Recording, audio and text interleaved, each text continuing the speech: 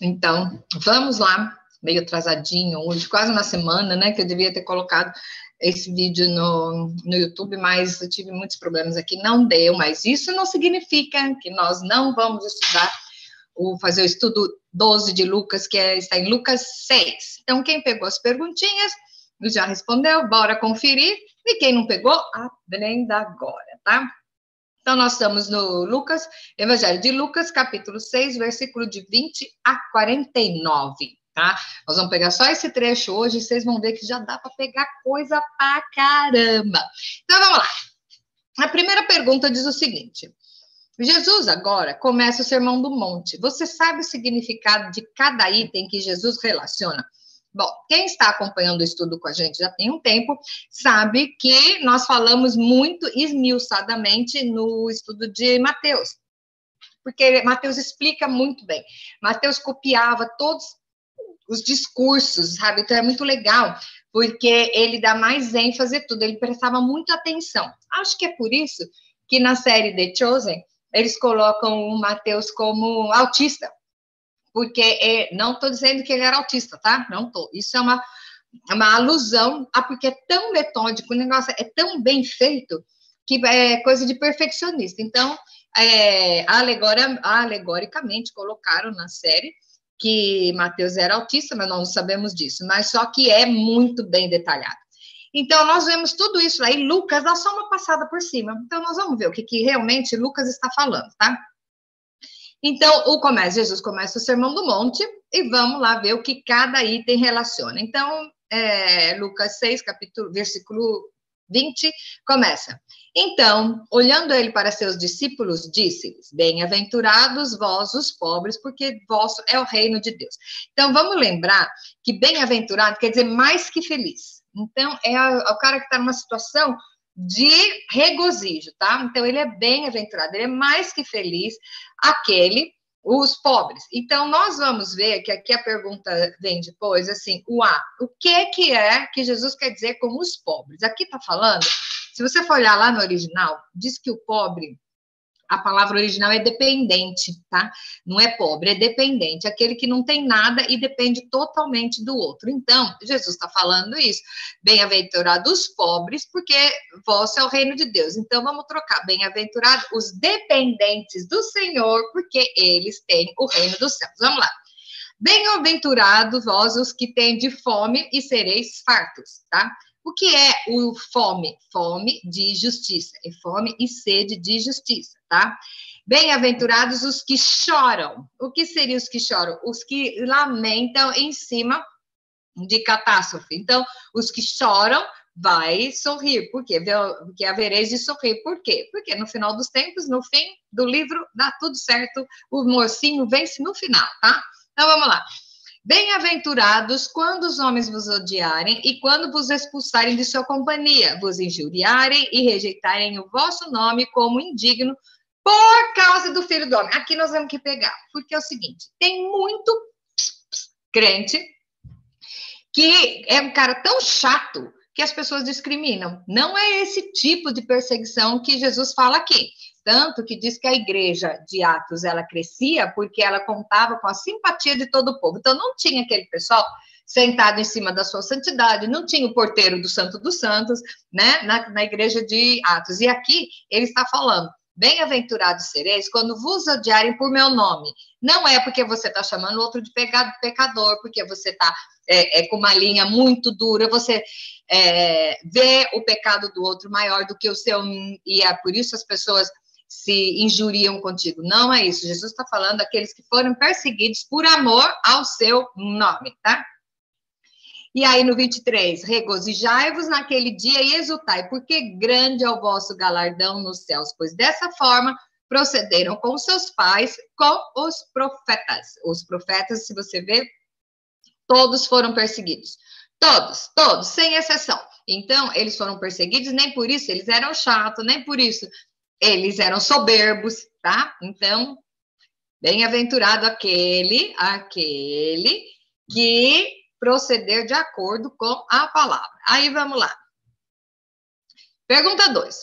Quais são o que é que Jesus se refere ao ai? Nós vamos ver de 24 ao 26.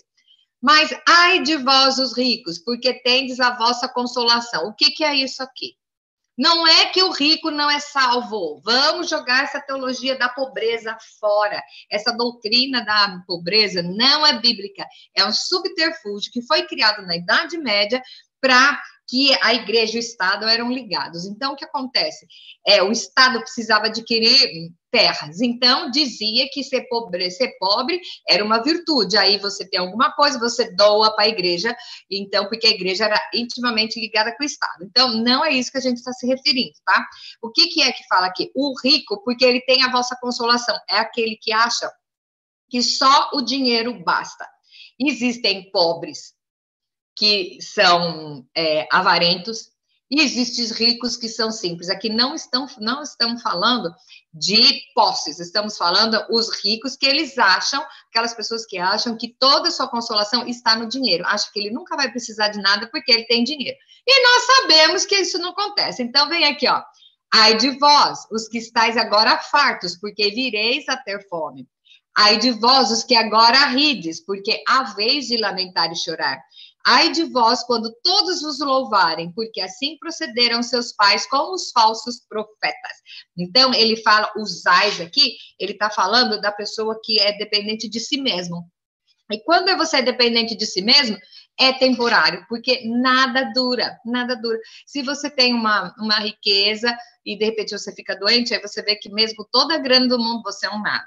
Então, é isso aqui que Jesus está falando, as pessoas que se apegam na riqueza para achar que são bem-aventuradas. E aqui, não, aqui as bem-aventuranças nem em cima. Aqui Jesus está falando, ai daqueles que não são dependentes do Senhor, tá? Pergunta 3. Qual atitude que devemos tomar em relação aos nossos inimigos? É aqui que ninguém gosta de ouvir.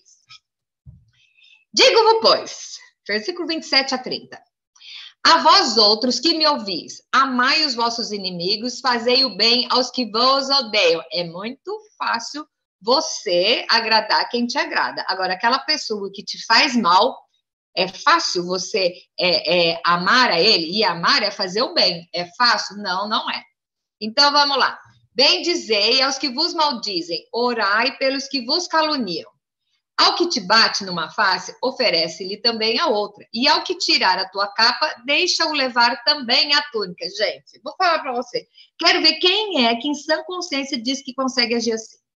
Você faz isso para as pessoas boas. Agora, aquela pessoa que te prejudica, aquela pessoa que te persegue, você não consegue agir dessa maneira, tá? Então, Jesus é um mandamento, é um mandamento. Então, eu desenvolvi uma técnica. Quando você tem um inimigo, uma pessoa que te fez mal, que você quer mandar Deus jogar um raio fulminante, torrar a pessoa, experimenta orar por ela.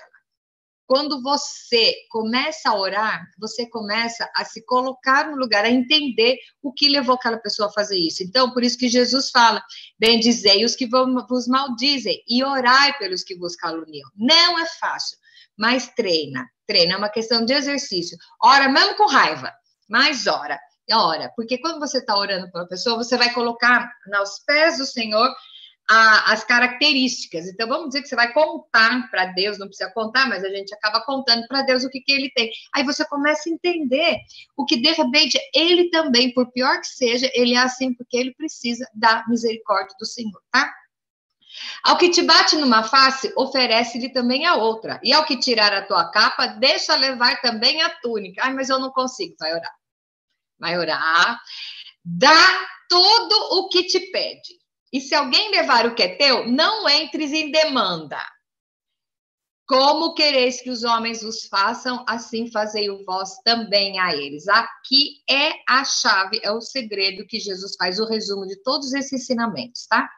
Como você gostaria que te tratassem, você trate o outro. É se colocar no lugar do outro. Então, você gostaria que as pessoas relevassem os seus mini pecados, eu sou estourado, porque é ação e reação. Então, você gostaria de que as pessoas levassem isso a ferro e fogo ou que relevassem? Então, faça da mesma forma. E aí, Jesus lança um desafio que é muito legal, está na pergunta 4. Qual o desafio lançado por Jesus agora? Vamos ver do 31 a 33. Diz o seguinte: se amais os que vos amam, qual é a vossa recompensa? Porque até os pecadores amam aos que os amam. Se fizerdes bem aos que fazem bem, qual é a sua recompensa? Até os pecadores fazem isso. E se emprestais àqueles que esperais receber, qual é a vossa recompensa? Também os pecadores emprestam aos pecadores para receberem outro tanto. Amai, porém, os vossos inimigos e fazei o bem, e emprestai, sem esperar nenhuma paga. Será grande o vosso galardão, e sereis filhos do Altíssimo, pois ele é benigno até para com os ingratos e maus. Sede misericórdios, como também é misericordioso o vosso Pai. Então, amar o inimigo. Quando você se colocar no lugar de que você também é pecador, você também precisa da misericórdia. E em outra área, de repente, do seu irmão. Cada um tem uma área, tem uma questão para resolver. Então, aí sim é que você vai estar exercendo. E o amor cobre multidão de pecados. O amor cobre tudo. Quando você começa a orar pela pessoa, se colocar no lugar dela, você começa a entender o que, não estou dizendo aceitar, mas entender o que levou essa pessoa a fazer isso. E se você não conseguir mesmo, só ora. E você vai, existe uma coisa, sabe o que é compaixão? É você colocar no lugar do outro. Então, é muito difícil fazermos isso com aquele que está nos prejudicando. Mas se Jesus pede, é porque não é impossível, tá? Pergunta 5. Qual a recompensa de nossas atitudes com os demais? Não julgueis e não sereis julgados. Não condeneis e não sereis condenados. Perdoai e sereis perdoados. Dai e dar-se-vos-á. Esse texto aqui é muito legal, porque não é assim. Dai o que sobrar da sua carteira. Dai se você recebeu bastante. Não. Dá primeiro. E dar-se-vos-á. Boa medida, recalcada, sacudida, transbordante, generosamente vos darão. Porque com a medida que tiverdes medido, vos medirão também. Vamos voltar nos versículos anteriores que Jesus está falando. Como você quiser que ser tratado, trate os outros. Primeiro, dê um passo primeiro, não fique esperando, sabe, o outro se regenerar e porque ele tem que vir pedir perdão para você. Não. Tenha um passo de amor, dê um passo adiante em perdoar o outro e tratá-lo da maneira que você gostaria de ser tratado quando você erra, tá? Pergunta 6. Qual o traço de personalidade que Jesus menciona nesse texto? Vamos lá. Propôs-lhe também uma parábola. Tá? Parábolas são histórias que Jesus usava para explicar o ensinamento dele.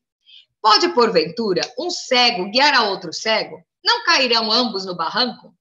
Os discípulos não estão acima do mestre. Todo aquele, porém, que for bem instruído, será como o seu mestre. Por que vês tu o argueiro no olho do teu irmão? Por que não reparas na trave que está no teu próprio? Como poderás dizer ao teu irmão, deixa, irmão, que eu tiro o argueiro do seu olho, não vendo tu a trave que está no teu? Aí amo, Jesus fala, hipócrita, tira primeiro a trave do seu olho, então virás claramente para tirar o argueiro que está no olho do teu irmão. O argueiro aqui é um cisco, tá? E a trave, vamos dizer assim, que é um caibro, né? Eu aprendi essa palavra com meu pai, quando eu era pequena, é que nem se fosse uma ripa, mas é quadradinha assim, é maior, tá? É como um monte de ripas grudadas, é um caibro. Pensa que... Aí, o que acontece? O que Jesus está falando aqui, nessa parábola, tá? Você reconheceu o seu erro. Então, qual é o traço da personalidade que Jesus explica aqui? Não agir com o outro como acusador. Gente, o diabo já está aí, faz o papel dele muito bem feito e ele não desiste de fazer isso. Não vai você ser ajudante do capeta na vida do seu irmão, tá? Então, uma coisa é você conversar com o seu irmão vir confessar para você e vocês dois juntos forem orar para caminhar junto. Isso é uma situação. Agora, ficar falando vamos lá, né, do cisco no olho do outro, sendo que você tem um caibro, né? Então, o que é? Em português, no Brasil, a gente fala assim, pelo menos lá em São Paulo, minha mãe falava, o macaco senta no próprio rabo para falar do rabo do outro, né? Então, Jesus está dizendo aqui, não seja hipócrita, ele usa essa palavra mesmo, hipócrita. Tira primeiro do teu olho e depois vai resolver o caso do seu irmão. E a hora que você chegar para falar com o seu irmão, você vai ver que você ainda tem tanta coisa para tirar, pode ficar dedando o outro, sabe, acusando o outro. Nossa, meu, relaxa, você tem que sair desse nível, dessa vibe. Tem que sair dessa vibe de ficar acusando e entrar, sabe, deixa eu cuidar da minha, deixa eu ir tirando o que eu tenho na minha vida que ofende a Deus. Não, eu quero andar um passo à frente, então deixa eu começar a orar pelo meu inimigo, para aquele que me faz mal, deixa eu começar a orar por ele, aí que você vai ver que você vai se transformando, tá? Pergunta 7. Como identificar o verdadeiro discípulo de Cristo? Então, vamos lá. Olha, agora é bom. Não há árvore boa que dê mau fruto, nem tampouco árvore má que dê bom fruto. Porquanto cada árvore é conhecida pelo seu próprio fruto, porque não se colhem figos de espinheiros, nem abrolhos se vidimam uvas. O homem bom, do bom tesouro do coração, tira o bem, e o mal, bom tesouro, tira o mal, porque a boca fala do que está cheio o coração. Então, aqui diz o seguinte, você não pode... É muito arriscado, é muito cruel você pegar e ficar declinando os erros de um, de outro, ou dizendo, esse vai ser salvo, o outro não é, tá? A Bíblia diz que o Jesus está falando, olhe os frutos. Pelos frutos você vai conhecer se o cara tá ligado com o Espírito Santo ou não, tá? Não é que é certeza, mas você vai deduzindo pelo tipo de fruto que dá.